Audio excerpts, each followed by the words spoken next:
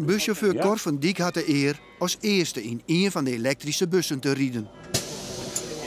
Kunnen we? Hele nieuwe ervaring.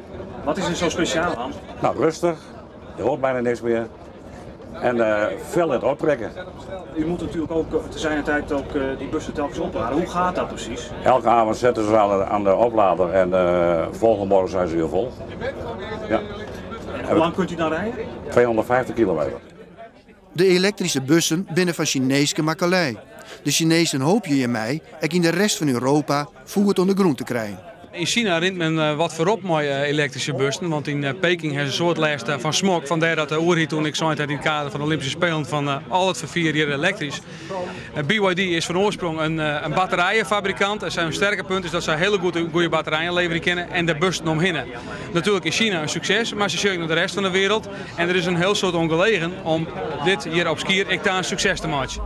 Het gaat voor eerst nog wel om een proef, maar de verwachtings binnen heeg. Ik verwacht dat het toch een enorme vluchtneming giet op lange termijn. Duurzaamheid zal heger op agenda komen. En elektrische bussen die vullen dat op een hele goede manier in. En toch dat het gebruik en het aantal bussen toeneemt, nemen de kosten daarvan aan het af.